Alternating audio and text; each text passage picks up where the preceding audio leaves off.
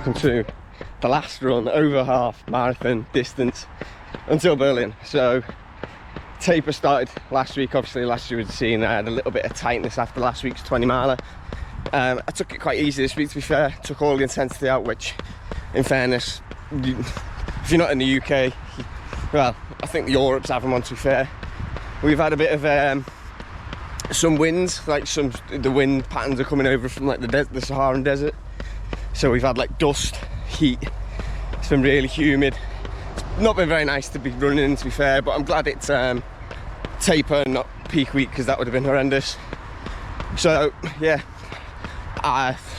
this week's not really much to talk about, just easy runs really. I'll put them all on screen now, but they were all just easy runs, just to basically just keep the legs sticking over. Had a sports massage on Friday. I'll put a little clip of that in here now. Oh, I'm recording this on my phone, so if it's all a bit weird, that's my fault. I've just had a sports massage, an hour, sort of really good one to flush all the legs out. He said that there's not a lot wrong, there's no injury or anything, it's just a bit of tightness, so he's flushed it all out. Yeah, and hopefully, I mean, they're a bit tender at the minute, I'll be honest, they are a bit tender at the minute, but hopefully by sort of tomorrow, Sunday, they'll feel a bit more fresh and ready to go. I'd done the same for Manchester. I had one 2 weeks out and it really worked, really helped me get my legs fresh. Tapers are weird, like they're so individual and you have to be so flexible with them. Like you've just got to listen to your body. Sometimes you can get loads of intensity in, sometimes you can't. Particularly in the UK at the minute, obviously we're going through a little bit of a mini heat wave, so I've dropped the intensity completely this week. I'm about 10k behind where I would like to be in terms of volume, but that's just because I took Monday off. What we will go for is a 10 miler tomorrow, and then a 26k run on Sunday, which will be 13k easy, 13k at marathon pace, and then we'll just see how we get on. Yeah, so that's me for now. Over and out. See you in a bit. And then today's Sunday. So the week in total will be like 70k, which is about 10-15 off what I wanted to be, but I'm not too worried. The legs needed it. Back in the magic shoes today. So today is 13k easy warm up, 11k at marathon pace, and then a 2k easy cool down. The marathon pace bit, I'd like to say that my heart rate, and my paces are bang on today, but if they're not too worried. But I know from experience that last marathons I've done, my taper's usually quite sluggish, and it's like 7, 8, like 7:30, and it's quite hot and humid already. So we'll just see how we get on. But on the marathon pace bit, I'll do more updates because there's not much of a video this week, and I'll like actually speak about what I'm thinking about, and what I do in the taper, sort of not so much tips, but just sort of like things that I do that get my mind right. So I'll touch base on them on the way around. But until then, see you in a bit. This is the first one that I do in the taper. Obviously I've not run in these shoes for a long time. My feet might be at different sizes, in like more swollen, less swollen. So just getting those laces like nailed to how it's comfy. Like this one's a bit tight, this one's a bit loose. Just getting them nailed to how I like them. That's something I do in the taper, like getting my race shoes. So there's little adjustment needed on race day. So I'm literally just a K in and I'll have to stop just to change them. I'm not interested in like sort of, you know, moving time versus elapsed time. As long as I don't stop during the marathon pace bit, which I won't. It's getting them right now, getting them nailed. So I've already said a little bit about like one of the things I do in the taper, and it's I say because I've not worn these shoes, I want to get them dialed in, adjusted to my feet how they are now. Another thing I do is study the course. So for example, never run Berlin before, so I don't know it, but looking at the course, it's a clockwise course that comes back in pretty much a loop. So I know that there's going to be a lot more right turns because you've got to get back. I watched the video this morning that said it had like 40 turns, which is a lot, but it's particularly important for that first 5k when it's really cramped. Even at like my pace, like, you know, going for 2:45, Berlin's a fast marathon, there's going to be a lot of people there going at that pace. So for me, it's important that in that first 5k, I know that the first real turn is a right turn, first real sharp on. What I don't want to be is stuck on the left hand side of the road and I run 200 meters extra, or 100 meters extra dead early in the race. I didn't do that in London, I didn't even think about it, and I ran like 600 meters extra. I was conscious of it in Manchester. I think I only ran like 200 meters extra. So it's just being aware of when the bends are, or when the real big bends are, and where to position yourself on the road, particularly in the first sort of 5 to 10k when it's still really busy. After that, at 10k, anyone that's gone up too fast will generally be starting to fade back, and you'll find your own pace group and you might have a little bit of racing room. So I'd say the next thing I do in the taper is check my logistics. So literally just last night I checked mine. So just stuff like, if you run a race in your country and you're driving, where's your hotel, how long does it take you to get there, is there parking, what kind of facilities is there in the room, do you need to take your own breakfast, stuff like that. And then obviously, because mine's abroad, how am I getting to the airport, how am I getting from the airport to the hotel in Germany, how far away is your hotel from the start, things like that. So I've already preloaded the walk from my hotel to Berlin start line in my watch and back, so I can't get lost. Just load a walk up on my watch, follow the route to the start line, I'm there. I've already planned a shakeout run for the Saturday, which will go past the start line, just so I can familiarise myself with the surroundings. What else? There's loads. Your race kit, so after today I won't wear this stuff again, it'll get washed and it'll get packed away ready. Obviously I'll wear the shoes again, but the actual singlet won't wear again. So just making sure that my logistics are all nailed. Like, so for example, yesterday I realised that I didn't have an airport transfer on the Berlin side. Booked an airport transfer, pre-booked, just for me, no problem. Realised I didn't have a check-in bag for the plane, added that on. Just more so for my gels. I'm not sure how airports are for gels and stuff, so I wanted to book them in just in case. I don't want to get all the way there and then realise that I've got to use a different gel. So just making sure that everything that you need to get to the start line as stress-free as possible, you've done.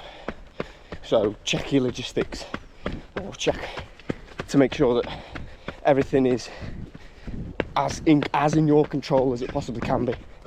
So just another thing to think about when you're tapering. Another really relevant one for logistics is think about your food. So I mentioned in the last bit, like, knowing what you're going to do for breakfast. Like, so I have breakfast in my room, so I know that I work with 2 Weetabix and long life milk. I will actually be packing my Weetabix, my long life milk in my check-in bag and getting them over to Berlin. Now fingers crossed it doesn't explode, but that's what I'll do. I will actually take my own cereal over. So like, what I'm conscious of is where I'm going to eat the night before and what I'm going to have. So typically night before race is 6 PM. I like as plain as you can get, chicken and pasta with just a bit of salt and pepper, just for a bit of flavour, but as plain as possible. Now if you go to a restaurant, most places aren't going to give you or have chicken and plain pasta on a menu. So I need to think about, I'm in a foreign country now, are they going to understand me if I just want plain chicken and pasta? And if they don't, can I learn that phrase in German so I can ask them and they can understand? Learning little phrases in German, sort of like Marathon Expo, things like that, just to sort of help you, because I mean, it's not so bad anymore, because in the age of phones, you can Google translate things. And to be fair, I've been to Germany before, and like most countries, they speak good English. Well, to be fair, there's some people in Germany that probably speak better English than me. So yeah, just stuff like that, just thinking about you're away from home, how does your processes stay as similar as possible? So that's something to consider. I think a massive one that I do in taper is I sort of go for the race plan. So I'm one of those people that writes my splits on the back of my hand in permanent marker. But even before that, I know that like first 5k, I'm not aiming for goal pace. I'm probably aiming for like 5 seconds to 8 seconds slower. Like, just, it's busy. I don't want to be weaving. I'm not panicking. If I can get up to goal speed early, I will. But if I can't, my plan is that for the first 5k, if I've got to do 19:10 for the 5k for goal pace, if I'm 20 minutes for that first 5k, I've only lost 50 seconds over the course of the next 37k. I'll make up that 50 seconds easy if everything goes to plan. Yeah, so that's it pretty much for race plan. Just knowing what the plan is, what your goal splits are. Not so relevant for Berlin because it's flat as a pancake, but know that for example in Manchester I knew that the 26k was uphill, that if that one's slightly slow, don't panic, plan for it. Yeah, really go through the race plan, scrutinise it, make sure it's nailed down, make sure you're happy with it, make sure you know it. That's something I do consistently. I'll do that 3-4 times, go through it during the taper, pretty much every couple of days, just to refresh it, see if I'm happy with it still. And yeah, so race plan basically. Okay, so that's the walk done. Well, about 50 metres left, but my distances are a bit wrong, so I've got to walk to the bottle, pause the watch. Last one, things that I like to do in the taper. This is useful, like the night before that. This is quite useful. The night before or 2 nights before, look back at your training block. Go through. Well, I do it anyway. I look back at my big runs. So like I'll look back at like my 37k, my 35k, my 32k last week, this run, and just be like, I'm capable of doing it on tired legs, or you fill your confidence saying like, look, I can hit these paces on tired legs. What am I going to be like on fresh legs? And just get excited because we're quite, anyone that can run a marathon anyway is very lucky to be able to do so. My girlfriend would love to be able to run one, but her asthma just wouldn't let her do it. And then there's us people that are nutters and trying to run it as fast as we can and race marathons. We're just a bit weird, but just get excited because you hate them when you're in them, but once you've finished, you've loved it, and then you want to do another one. So just get excited about it. But go back for your runs. We're gonna have a quick drink, and then we'll get going. But yeah, definitely look back at your training, your block, and just realise how much your fitness has actually developed in that time. I know mine has. So we're just about to get underway on the marathon section. 11k. I'll touch base 5k in, and give you the paces and what's the word they say? And the lay down, whatever. I don't know. Back saying. I'll find it and put it on screen. See you in a bit. It's the first 5k done. Splits. Last one was way too fast. Had to put in a bit of acceleration in to get across the roundabout, and just carried that pace. Heart rate was alright, but maybe a bit foolish. But yeah, feel a bit sluggish, but that's normal for me in a taper. I'll touch base at the end of the marathon pace section, which is another 6k.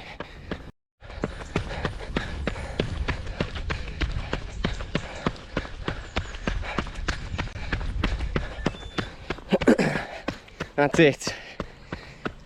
The last big marathon block until the day.